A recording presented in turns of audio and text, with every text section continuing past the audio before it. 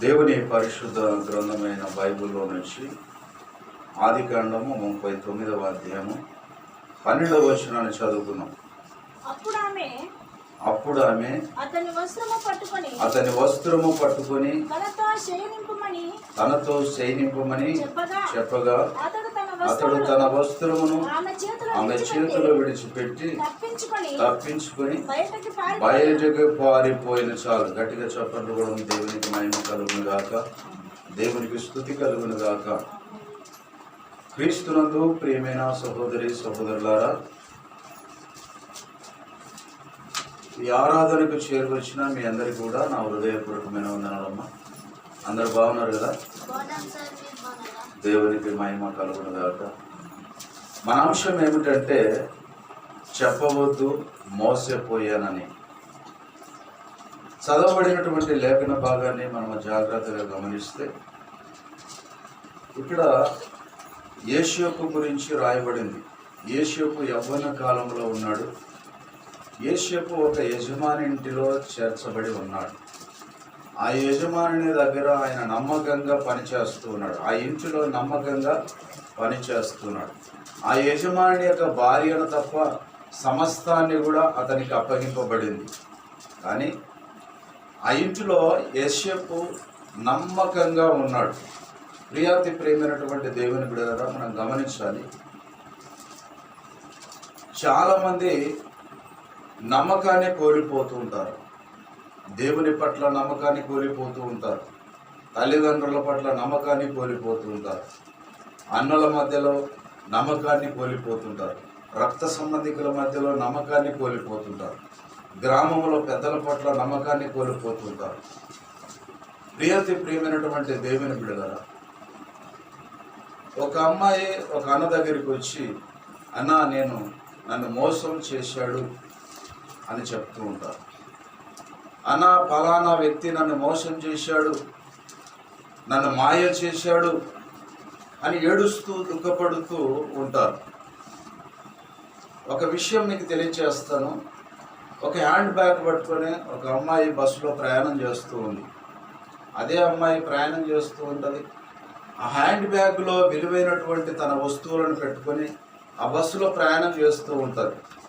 దొంగలు వచ్చి హఠాత్తుగా ఆమెకు తెలియకుండా ఆ విలువైనటువంటి వస్తువులను కొట్టివేశారనుకోండి. ఆమెకు తెలియకుండా కొట్టివేస్తే అది మోసం అవుతుంది. ఏమవుతుందమ్మా? అది మోసం. ఎందుకు? ఆమెకు తెలియకుండా ఆ దొంగలు కొట్టేశారు. ఆ విలువైనటువంటి వస్తువులను దొంగలు కొట్టేశారు కనుక అది మోసము. అంటే ఆ దొంగలు వచ్చి ఆమెని మోసం చేశారని చెప్పడానికి ఆస్కారం ఉంది. కానీ మనం గమనించాలి, ఒక అమ్మాయి వచ్చి నన్ను మోసం చేశాడు, అబ్బాయి నన్ను మాయ చేశాడు అని చెప్తుంది అంటే, నువ్వు అవకాశం ఇస్తే తప్ప అతడు నిన్ను మాయ చేయలేడు, నిన్ను మోసం చేయలేడు. నీకు తెలిసే అతను నిన్ను మోసం చేస్తున్నాడు. నీకు తెలిసే అతను మాయలో పడవేస్తున్నాడు. ప్రియమైనటువంటి దేవుని బిడ్డలారా, ఈనాడు ఎంతోమంది యవనస్తులు చాలామంది నేను మోసపోయాను, నన్ను మాయ చేశారని చెప్తూ ఏడుస్తూ ఉంటారు. లాభం లేదు. కాళ్ళు కాలిన తర్వాత ఏళ్ళు పట్టుకుంటా లాభం లేదు. నీకు అన్నీ తెలిసే నువ్వు మోసపోయావు. జ్ఞానం ఉండి,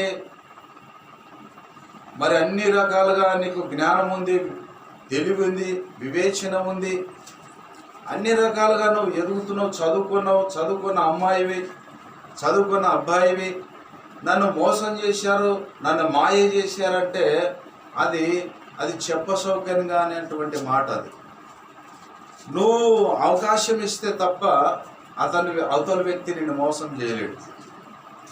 నువ్వు అవకాశం ఇస్తేనే అవతల వ్యక్తి నిన్ను మోసం చేస్తాడు. ప్రియమైనటువంటి దేవుని బిడ్డలారా, చాలామంది చాలా కుటుంబాలలో స్త్రీలు, పురుషులు, యవనస్తురాలు చాలామంది మోసపోయాను అనే మాట చాలా అజ్ఞానంతో మాట్లాడుతున్నారు. ఇది చెప్పకూడనటువంటి మాట. అది నన్ను మోసం చేశాడు అవతల వ్యక్తి అంటే అది చెప్పకూడనటువంటి మాట. మనం గమనించాలి, ఆ అమ్మాయి ఆ ప్రేమ అనేటువంటి ఆ స్నేహం అనేటువంటి ముసుగులో పడి స్నేహం చేస్తూ ప్రేమలో పడి తన జీవితాన్ని ఆ ప్రేమలో ముసుగులో అతనికి అప్పగించి తన ఒళ్ళును అప్పగించి ఆమె మోసపోయింది.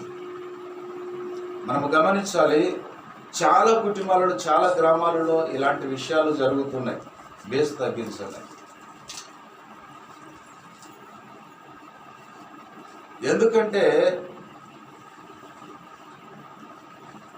తనకిష్టమైనటువంటి రీతిలో తనకిష్టమైనటువంటి మార్గములో నడుస్తూ కొంచెం సౌండ్ పెంచాం సార్.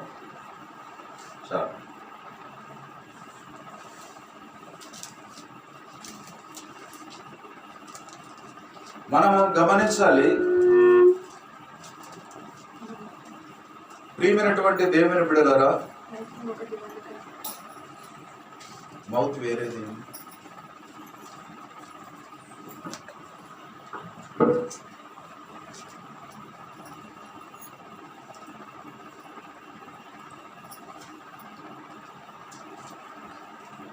అతన్ని ప్రేమ అనేటువంటి ముసుగులో పడి పైన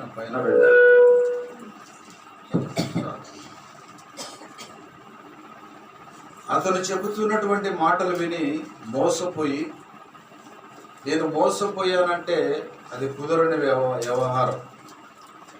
నువ్వు ఎప్పుడైతే అవకాశం ఇస్తావో అతడు అది అవకాశంగా తీసుకొని అతడు నిన్ను మోసం చేయడానికి లేక నిన్ను మోసగించడానికి, ఎన్నో ఇబ్బందులు పెట్టడానికి, నీ విలువలు తీసివేయడానికి, నిన్ను దోసుకోవడానికి, ఎన్నో మార్గాల గుండా నిన్ను నడిపించడానికి అతడు తీసుకొని వెళుతూ ఉంటాడు.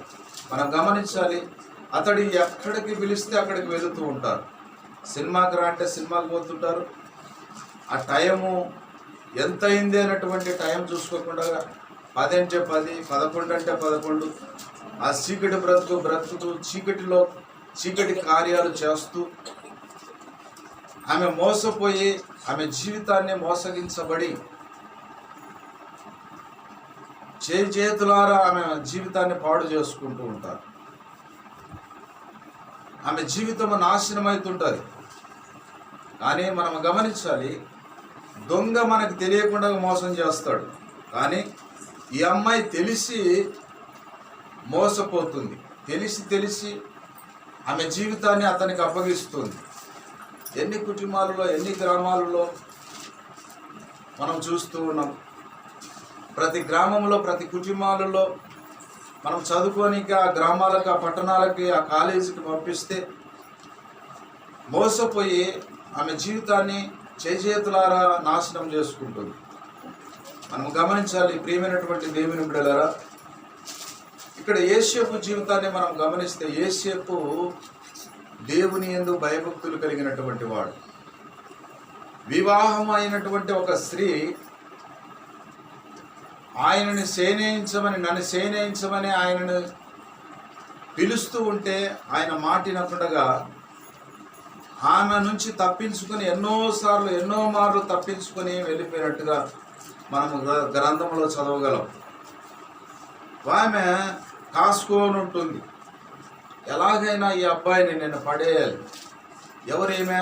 పెళ్ళైనటువంటి అమ్మాయి, వివాహమైనటువంటి ఒక స్త్రీ వివాహం కానటువంటి ఒక అబ్బాయితో యేసేపు దేవుని యందు భయభక్తులు కలిగినటువంటి వాడు మంచి భర్తను పెట్టుకొని ఆ దేశంలో మంచి ఒక యజమానుడిగా ఉండి, ఒక అధికారిగా ఉండి, ఎంతో విలువలు కలిగినటువంటి ఆ కుటుంబము. అలాంటి కుటుంబంలో ఆమె ఏం చేస్తుందంటే ఆ అబ్బాయి మీద మోసపడి ఆ అబ్బాయిని ఎవరు లేని సమయంలో నన్ను సైనాయించుదురా అని వస్త్రం పట్టుకొని గుంజుతుందంట. ఏం పట్టుకొని గుంజుతుందమ్మా? ఆమె వస్త్రం పట్టుకొని గుంజుతుంది.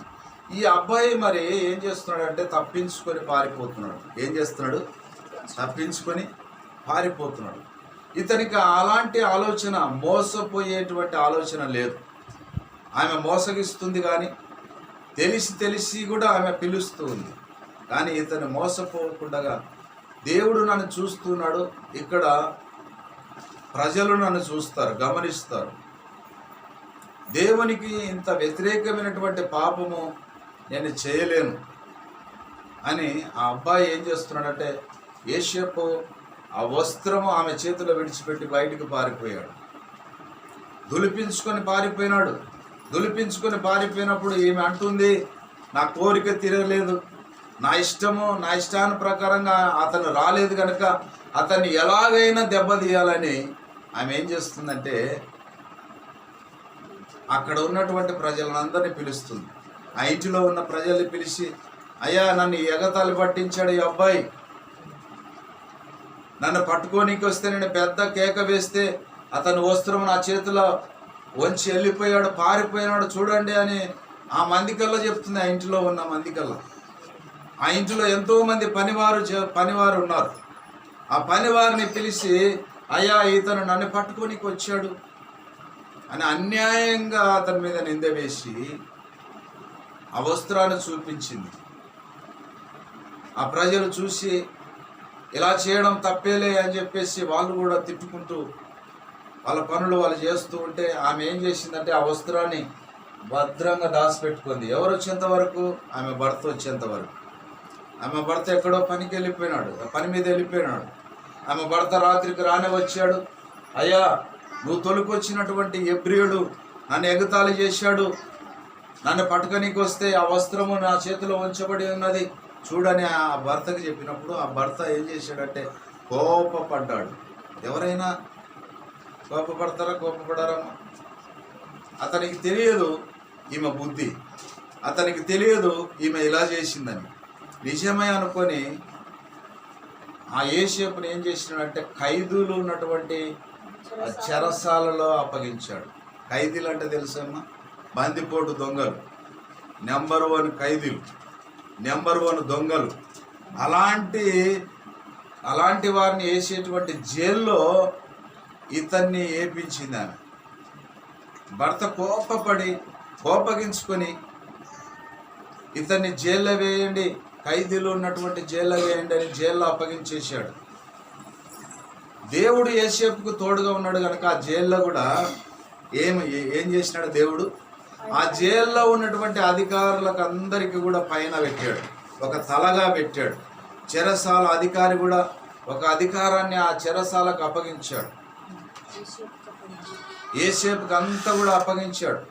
ఆ చెరసాలలో ఉన్నటువంటి ఖైదీలు, ఆ చెరసాలకు అధికారి కూడా అందరికి పైన ఈ యోసేపు ఉంచబడ్డాడు. ఎందుకు? దేవుడు అతనికి తోడుగా ఉన్నాడు కనుక. ప్రియమైనటువంటి దేవుని బిడ్డలారా, మనం గమనించాలి.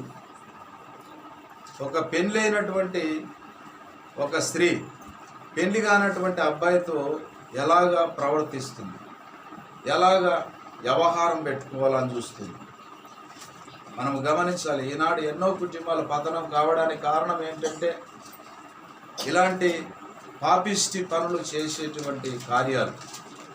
మంచిగా ఉన్నటువంటి కుటుంబం, వర్ధిల్లుతున్నటువంటి కుటుంబాలు, పేరు ప్రఖ్యాతలు కలిగినటువంటి విలువలు కలిగినటువంటి కుటుంబాలు ఎలాగ పతనమవుతున్నాయంటే ఒక స్త్రీ చేసేటువంటి తప్పును బట్టి, ఒక పురుషుడు చేసేటువంటి తప్పును బట్టి వాళ్ళ కుటుంబాలు విలువలు తగ్గిపోతున్నాయి.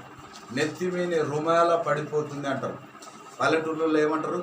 నా నెత్తి మీద రుమాల పడగొట్టాకు తల్లి అని ఏడుస్తూ ఉంటారు. ఒక తండ్రి కానీ ఒక భర్త కానీ, అయ్యా నా నెత్తి విని రుమాల, అమ్మ నా నెత్తి విని రుమాల పడగొట్టొద్దు, నా విలువలు తీసివేయొద్దు, నేనెంతో విలువలు కలిగిన కుటుంబం మనది. ఇలాంటి విలువలు కలిగిన ఒక కుటుంబము మన చరిత్రలో మన పితరుల నుంచి విలువలు కలిగినటువంటి కుటుంబం ఇది. ఈ విలువలు తీసివేయద్దు, నువ్వు ఆ మర్యాద తీసివేయద్దు, నన్ను చిన్నతనంగా నన్ను ఈ గ్రామంలో బ్రతకని, ఈ కుటుంబంలో బ్రతకని. చాలామంది ఏం చేశారంటే గ్రామాలు విడిచిపెట్టి వెళ్ళిపోయారు. కొంతమంది ఆ స్త్రీలు చేసేటువంటి అవమానాన్ని తట్టుకోలేక కొంతమంది కుటుంబ యజమానులు చనిపోయారు, పక్కలు లేకుండా వెళ్ళిపోయినారు. అంతే, ఆ కుటుంబాన్ని విడిచిపెట్టి ఆ గ్రామాన్ని విడిచిపెట్టి మొగం చూపించలేక వెళ్ళిపోయినారు. అలాంటి పరిస్థితి ఎవరు తెచ్చిపెట్టారు? ఒక స్త్రీ తెచ్చిపెట్టింది. ఆనాడు ఆదాము అవ్వ తెచ్చిపెట్టింది. ఈనాడు ఎంతోమంది అవ్వలాంటి స్వభావం కలిగిన వారు, ఎంతోమంది స్త్రీలు తప్పిపోతూ ఉన్నారు. స్త్రీలు, యవనస్తురాలు ఎంతోమంది పాపములో పడి వాళ్ళ జీవితాలను మధ్యలో పతనం చేసుకుంటున్నారు. ఉన్నతమైనటువంటి శిఖరాలు ఎక్కాలి వాళ్ళు. యవన కాలంలో యోసేపు ఆయన జీవితాన్ని ఎలాగ కట్టుకున్నాడు? దేవునిలో కట్టుకున్నాడు. దేవుడు నన్ను చూస్తూ ఉన్నాడని కట్టుకున్నాడు. యెహోవా కనులు ప్రతి స్థలం మీద అవి మంచివారిని చెడ్డవారిని అవి చూస్తూ ఉన్నాయంట. సామెతల గ్రంథము 15వ అధ్యాయము 3వ వచనంలో చూస్తే అక్కడ దేవుడు తెలియజేస్తున్న వాక్య భాగం ఏమిటంటే, యెహోవా కనులు ప్రతి స్థలం మీద ఉన్నాయి, అవి మంచివారిని చెడ్డవారిని అవి చూస్తూ ఉన్నాయి. నువ్వు చెడ్డదానవుగా ఉన్నావా, మంచిదానవుగా ఉన్నావా? నువ్వు మంచివాడవుగా ఉన్నావా, చెడ్డవాడవుగా ఉన్నావా?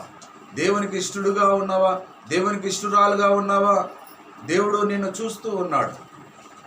దేవుడు అంటున్నాడు, నా ఎదుట ఉన్నప్పుడు కాకుండా నా ఎదుట లేనప్పుడు నువ్వు ఇంకా జాగ్రత్తగా నీ సొంత రక్షణను భయభక్తులతో కాపాడుకో అంటున్నాడు.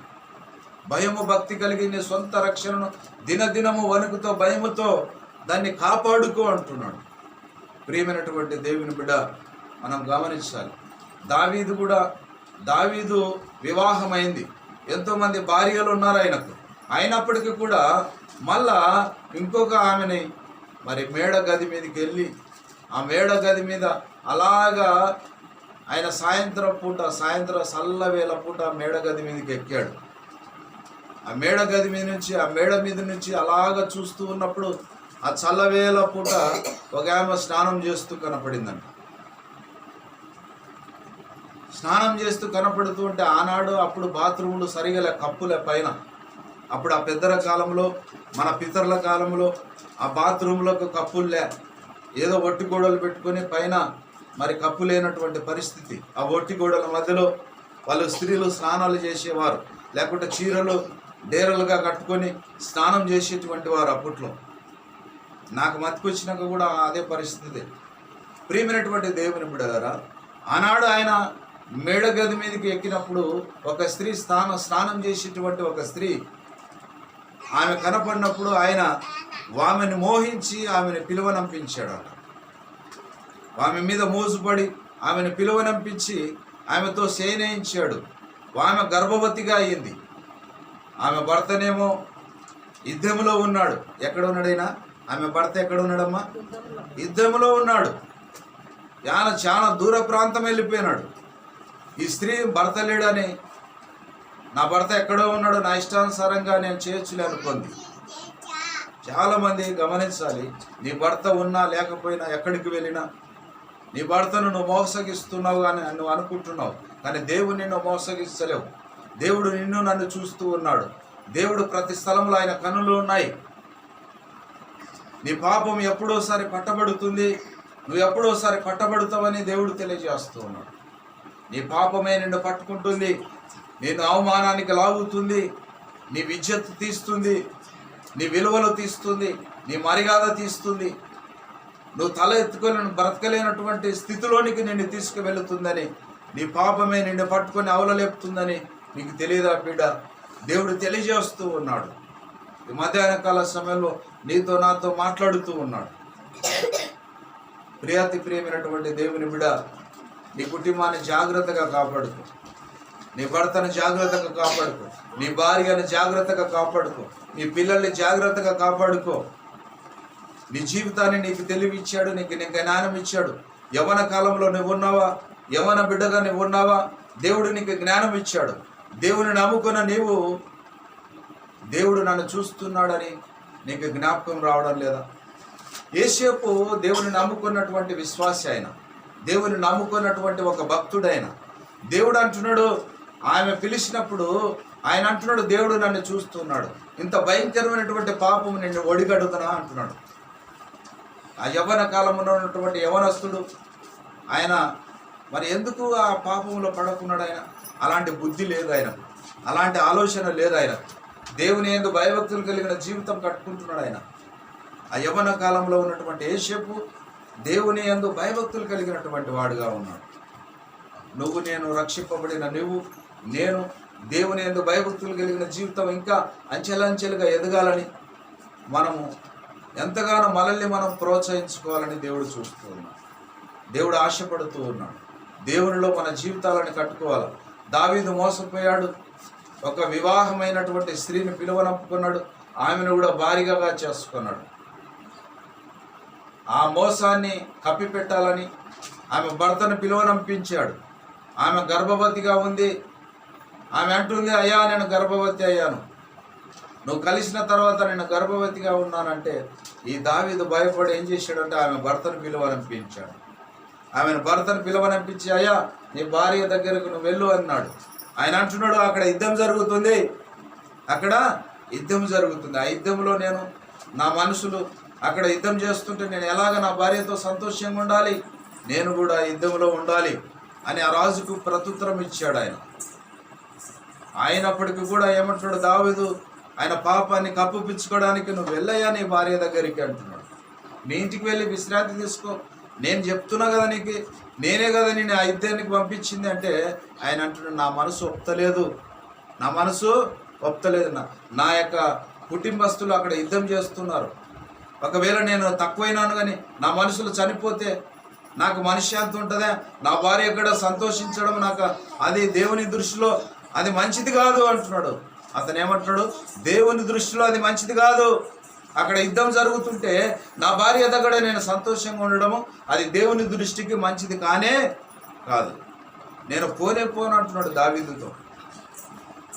అంటే సరే అని చెప్పేసి యుద్ధంలోనికి మళ్ళీ దావీదు పంపించాడు. యుద్ధంలోనికి దావీదు పంపిస్తే దావీదు ఏం చేశాడంటే మోసంగా ఆయనను సంపేపించాడు. దావీదు ఏం చేశాడమ్మా, మోసంగా బలంగా యుద్ధం జరుగుతుంటే ఆ యుద్ధంలో అతన్ని సంపేపించాడు. దావీదు చేసిన పాపం ఒక పాపం చేశాడు. ఆ పాపాన్ని కప్పిపుచ్చుకోవడానికి మరొక పాపం చేయాల్సి వచ్చింది. మరొక పాపం ఘోరమైనటువంటి హత్య చేశాడు. అందుకే ఒక్క పాపం చేస్తే మనం దాన్ని కప్పిపుచ్చుకోవడానికి మరొక తప్పు చేయవలసి వస్తుంది, మరొక మోసం చేయవలసి వస్తుంది. ప్రియ తల్లి, ప్రియ సహోదరి సహోదరుడు, మనం గమనించాలి, చాలా జాగ్రత్తగా మనం మసులుకోవాలి. దావీదు ఏం చేశాడంటే అతన్ని హత్య చేయించాడు. ఆయన భార్యను ఈయనకు భార్యగా వివాహం ఆడి ఆమెను ఇంటికి తెచ్చుకున్నాడు. ఆమెతో కాపురం చేస్తున్నాడు. ఒక కొడుకు పుట్టాడు ఆమెకు. ఆ కొడుకును దేవుడు ఏం చేశాడంటే రోగముతో మత్తాడు. ఏంతో మత్తాడమ్మా, రోగముతో, భయంకరమైనటువంటి వ్యాధితో మరొత్తాడు. దేవుడు ఊకేడ్చి పెడతాడా? దేవుడు ఊకేడ్చి పెడతాడా? నువ్వు చేసిన పాపం నీ పిల్లల మీదకి వస్తుంది. నీ పిల్లలు రోగానికి గురవుతారు, సమస్యలకు గురవుతారు, బాధలకు గురవుతారు, శ్రమలకు గురవుతారు. నీ పిల్లలు ఎంత మాత్రం ఆస్తిని అనుభవించలేరు.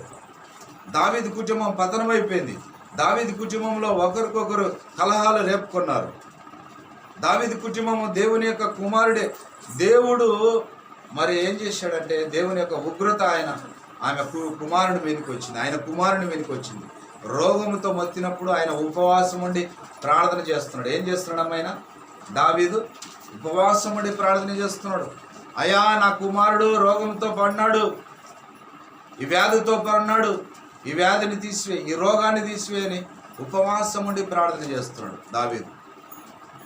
ప్రార్థన చేస్తున్నాడు కానీ ఆ దావీదు దగ్గర ఉన్నటువంటి పనివారు, ముఖ్యంగా ఉన్నవారు ఆయన పోయి భంగపోతున్నారు. అయ్యా నువ్వు అన్నం తినకపోతే నువ్వు కూడా చనిపోతావు, నువ్వు కూడా రోగానికి గురవుతావు అని ఆయనను భంగపోతుంటే వాళ్ళు ఎంత మాత్రం వాళ్ళని పట్టించుకోకుండా ఆయన ఉపవాసం ఉండి ప్రార్థన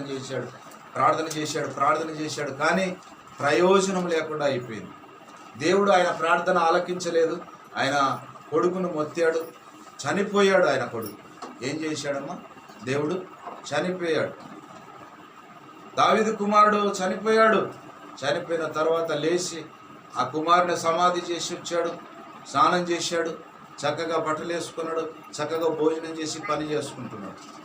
దావీదు ఎందుకు అలాగ చేశాడంటే ఇంకా ప్రయోజనం లేదు, నా కొడుకు కొరకు నేను ఎంత ఏడ్చినా లాభం లేదు, ఇతడు పోయినటువంటి చనిపోయిన వ్యక్తి మరలా నా కాడికి రాడు అని మరలా యథావిధిగా ఆయన దేవుని యందు భయభక్తులు కలిగి పశ్చాత్తాపపడి దేవునిలో మారు మనసు పొంది దేవుని పాదాలు పట్టుకొని మరలా మారు మనసు పొంది దేవుని దగ్గరికి అయ్యాడు, దేవునికి ఇష్టడుగా మారాడు. దావీదు హృదయానుసారుడు, దేవునికి ఇష్టంగా ప్రార్థన చేసేవాడు, దేవుని యందు భయభక్తులు కలిగిన వాడు దావీదు కూడా. అలాంటి వాడు పాపములో మోసములో పడ్డాడు. మోసగించబడలేడు కానీ ఆయననే మోసం చేశాడు ఇతరులు. ప్రియమైన దేవుని బిడ్డలను మనం గమనించాలి. చాలామంది నేను మోసపోయాను, వాని మాయ మాటలు విని మోసపోయానంటే వాని మాయ మాటలు ఎంతో మాయ మాటలు చెప్పిండొచ్చు, కానీ నువ్వు అవకాశం ఇచ్చిందే తప్పు. ఏమంటున్నాడు దేవుడు? నువ్వు అవకాశం ఇవ్వడమే తప్పు. ఒక్కసారి అలా పిచ్చి పిచ్చి వేషాలు వేస్తే ఏమని చెప్పాలా? అవతల వ్యక్తి అడిగినప్పుడు మనల్ని పిచ్చి పిచ్చి వేషాలు వేస్తే నా మొట్టె తీసుకొని కొడతా నేనని చెప్పాలి. ఏమని చెప్పాలమ్మా? మొట్టె తీసుకొని కొడతా, నువ్వు మాట్లాడితే మాట్లాడు సరిగా, లేకుంటే వెళ్ళిపో నా దగ్గర నుండి అని చెప్పాలి. మనం చెప్పేటువంటి ప్రత్యుత్తరం ఎలాగుండాలంటే, అలాంటి బుద్ధి కలిగినటువంటి బుద్ధిహీనునికి ఎలాంటి మాట చెప్పాలంటే, నీ పిచ్చి పిచ్చి వేషాలు వేసావంటే చాలా బాగుండదు నీకు అని గద్దిస్తే మళ్ళీ నీ వైపు కానీ నీ దగ్గరికి కానీ నీ ఇంటి చుట్టూ కానీ తిరగడానికి అవకాశం ఉండదు. ప్రియమైనటువంటి దేవుని బిడ్డ, నువ్వు అవకాశం ఇచ్చి నువ్వు లోబడితే ఆ పాపము నిన్ను వెంటాడి తలబెడుతుంది. అగ్ని తగలబెట్టినట్టుగా నీ జీవితాన్ని తగలబెడుతుంది. అగ్ని మనం తగలబెడతాం కదా, ఎక్కడన్నా గడ్డి కుప్పేసి మన జీవితాలు కూడా పాపంలో పడినప్పుడు అగ్నిలో కాలిపోయినట్టుగా మన జీవితాలు పతనమైపోతాయి. ఉన్నతమైన శిఖరాలు ఎక్కాల్సినటువంటి మనము, ఉన్నతమైన భవిష్యత్తు దేవునిలో కట్టుకోవాల్సినటువంటి మనము మధ్యలో ఆగమైపోతున్నామంటే కారణము ఎవరంటే నువ్వే అవకాశం ఇచ్చావు. నువ్వు నేను అవకాశం ఇచ్చే మన జీవితాలను, మన కుటుంబాలను పతనం చేసుకుంటున్నాం. మనకు అవమానం తెచ్చే విధంగా మనం బ్రతుకుచున్నామని మనమందరం గమనించి దేవునిలో భయభక్తులు కలిగి యోసేపు వలె మనం జీవించాలని. యోసేపు చాలా భయభక్తులు కలిగిన వాడు, దేవునిలో విశ్వాసాన్ని కొనసాగించుకున్నవాడు, భయభక్తులు కలిగిన జీవితాన్ని కట్టుకున్నటువంటి యవ్వన కాలంలో ఆయన జీవితాన్ని పాపానికి అప్పగించకుండా ఆయన దేవునిలో భయభక్తులు కలిగిన వాడు. ఎన్నో శ్రమలు వచ్చాయి, ఎన్నో ఆటంకాలు వచ్చాయి, ఎన్నో ఇబ్బందులు వచ్చాయి, ఎంతోమంది పాపంలోనికి లాగాలని చూశారు ఆయనను. కానీ ఆయన ఆ పాపంలోనికి వెళ్ళకుండా జాగ్రత్తగా ఆయన జీవితాన్ని దేవునిలో కట్టుకున్నాడు. ప్రియబిడ్డ, ఈ మధ్యాహ్న కాల సమయంలో వాక్యం వింటున్న నువ్వు నేను దేవునిలో మనం భయభక్తులు కలిగి మన జీవితాన్ని మనమే కట్టుకోవాలి. నీ దీపము ఆర్పుకుంటావో లేక వెలిగించుకుంటావో అది నీ చేతిలో ఉందని దేవుని వాక్యం సెలవిస్తుంది. నీ దీపాన్ని ఆర్పుకుంటావో వెలిగించుకుంటావో మన చేతుల్లే ఉందంట. దీపం అంటే మనలోన దేవుడు ఒక దీపాన్ని పెట్టాడు, మనకు ఒక ఊపిరి ఊదాడు, మనకు ఒక ఆత్మనిచ్చాడు. ఈ ఆత్మను అగ్నిగుండానికి అప్పగించబడకుండా మనము ఈ లోకంలో మనం దేవునిలో రక్షింపబడి దేవుని కొరకు బ్రతకాలని, ఆ పరలోకానికి వారస్తురాలుగా మనం కావాలని దేవుడు ఎంతగానో మనల్ని హెచ్చరిస్తున్నాడు. ఈ కొద్ది వాక్యము దేవుడు దీవించి ఆశీర్వదించునుగాక. ప్రార్థన చేసుకుందాం.